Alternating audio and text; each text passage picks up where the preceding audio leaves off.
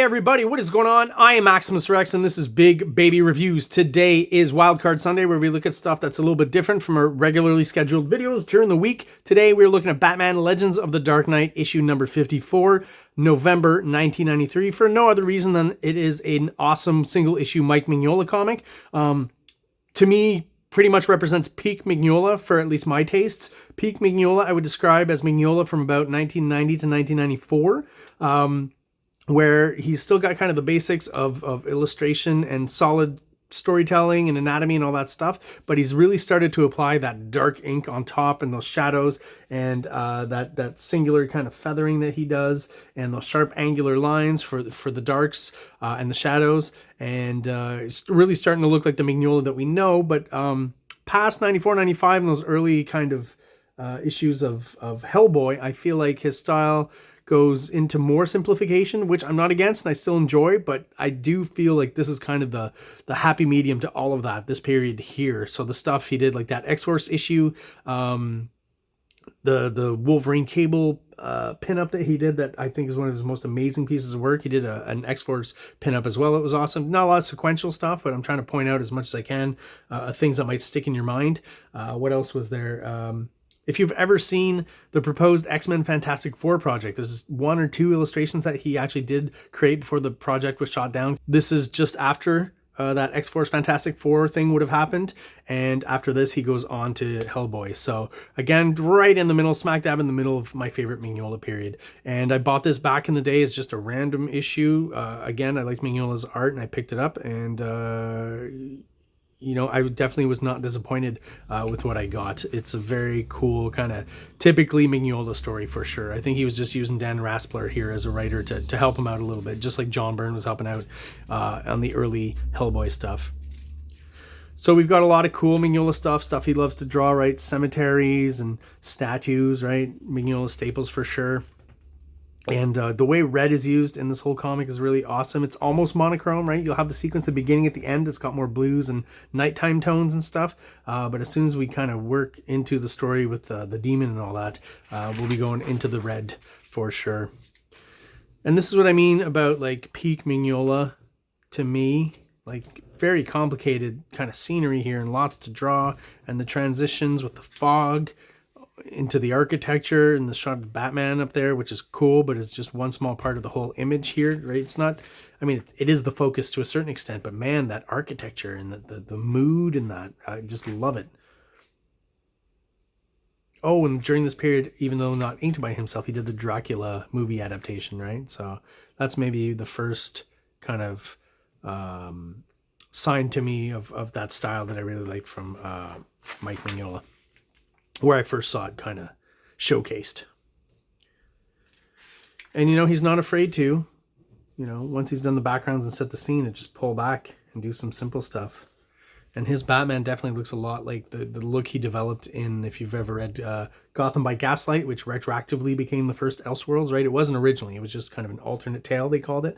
But yeah, he's definitely using the cape as more bat wings like he was doing in that. I mean, let's be honest. Mike Mignola drawing anything from the Victorian age is just kind of perfect. There's just something about a style that fits the vibe of the Victorian age, right? Slightly Gothic and British and all that stuff. There's just something about his art that kind of evokes that, and I think he's probably very much interested in that as well. Makes sense. I find it, you know, listen, I guess it's, you need the story to happen, so Batman gets stabbed here, but I mean, for Batman to get stabbed by just this random guy here with no real training, or I guess he's got powers because he's demonically possessed. I guess that's what it is. I'll chalk it down to that. But yeah, the point of the story is not how great Batman is as a fighter. There's something a bit more mysterious and deadly that's lurking below, as you'll see here. So he's sitting on top of this tomb, and it cracks open and he falls through. Nice bit of storytelling here. Just simple symbolic images that tell you everything you need to know, right? Standing on the thing, you know he's there. Crack, whomp, you see him fall. Bit of dust. Just this panel here I think is genius. The hand, the dust, the rocks moving, like there's so much movement in this panel, even though, as you know, there isn't actually. And then there'll be this cool reoccurring image to me, which is like a sequence within a sequence. So what we're seeing is that, you know, let's say in the real world of Batman, he's just kind of fallen on top of a grave here, right?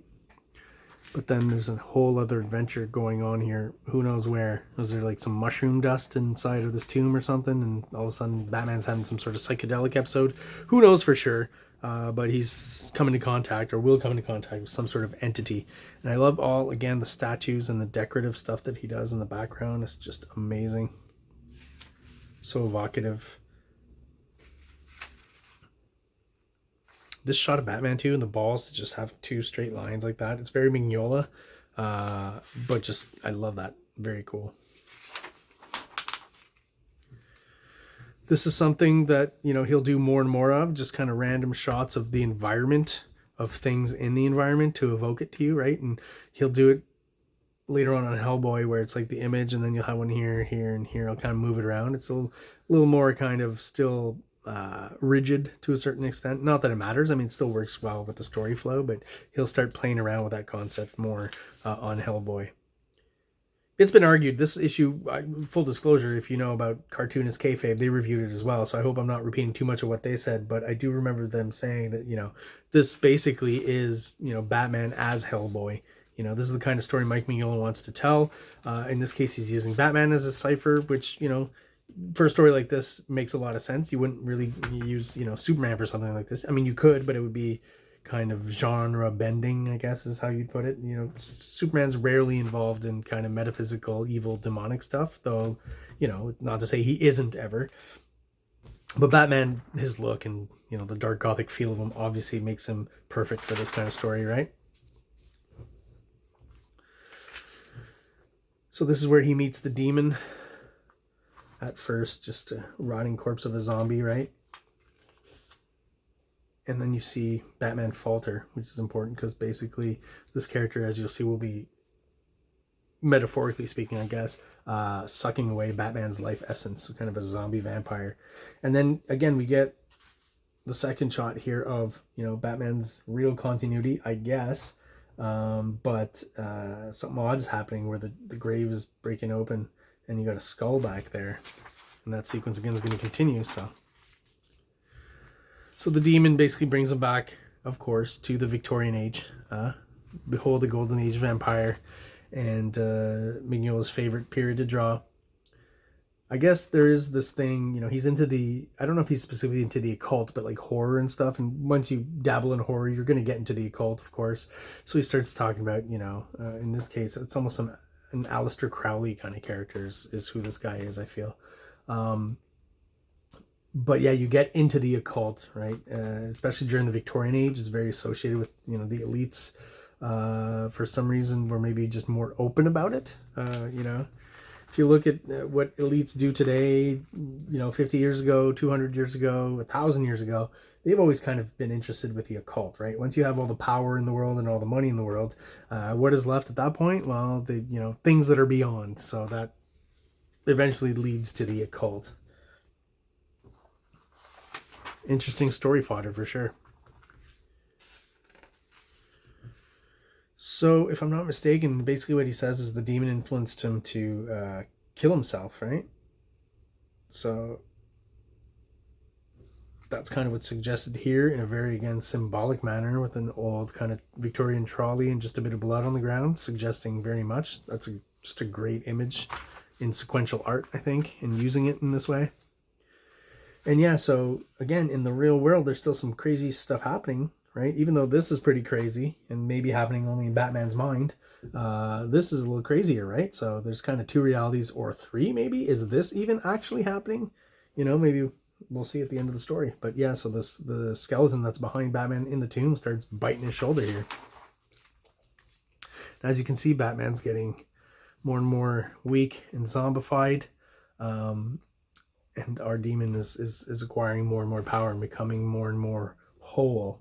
Always loved this here. Just basically a silhouette, right? A little bit of light here and a little bit of light over here. A few highlights, but just the way the cape is here, I think looks really cool.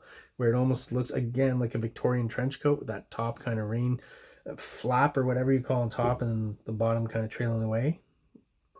He always gives it that Gotham by Gaslight kind of look in the silhouette. Here's more of it, right? And then, I mean, just to see Batman as a skeleton here, that's an interesting kind of jarring shot of Batman. This too, right? Very cool. How do you show broken window? Like, how simple and effective is that, right? Just clearly gives you exactly the effect you want, throws in some flowery statues and architecture and stuff, and just completely sells it. Just that small figure of Batman down here. What a great establishing shot there. Very cool. Something very theatrical, I think, about Mignola's presentation. And I've talked about this before, where I feel like Mignola here is still here and there doing kind of bird's eye view.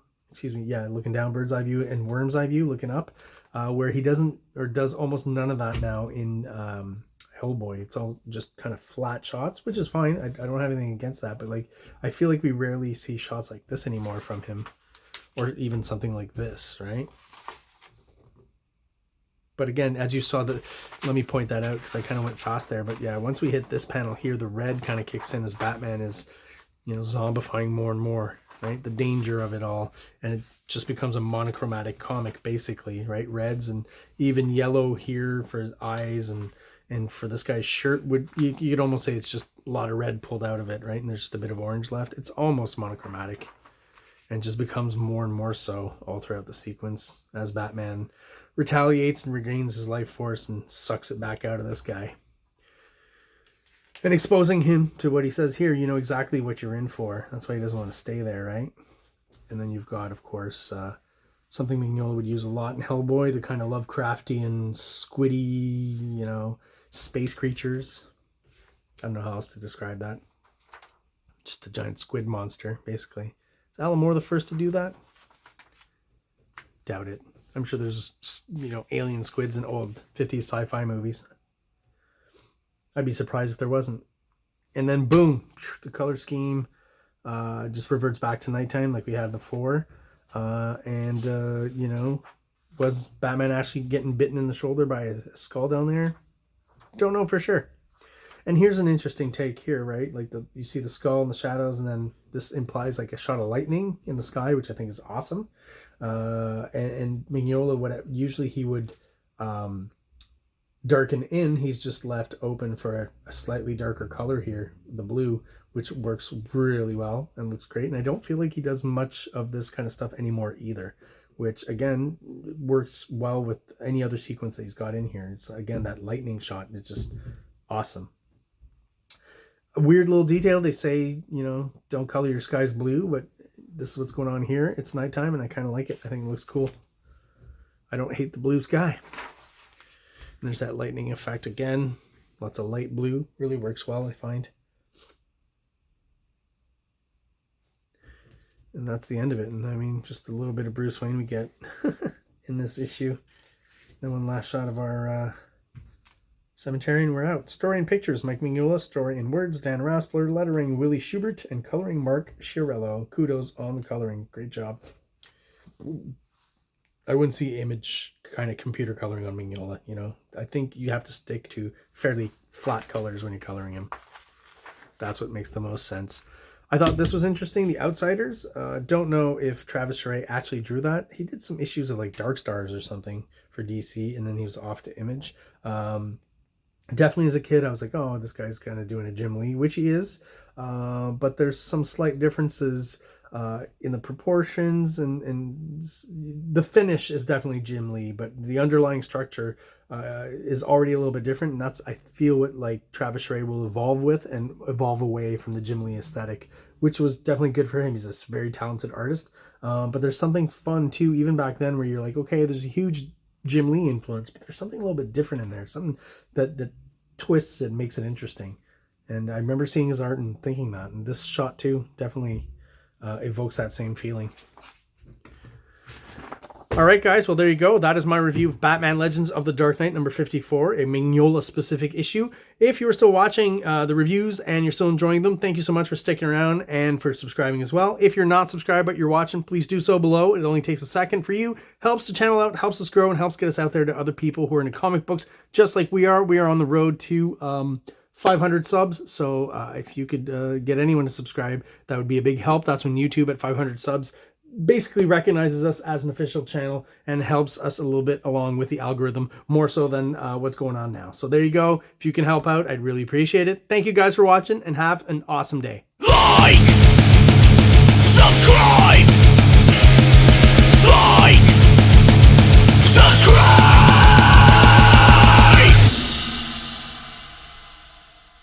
King Comics presents Big Baby, Volume 1, Issues 1 to 13, 204 pages of story and art. King Comics also presents Star Crasher one-shot, 32 pages, cosmic sci-fi surrealist adventure. You can find these fine comics at KINGCOMICS.CA, at MaximusRex13 on Instagram, or on Facebook, MaxRex or Big Baby.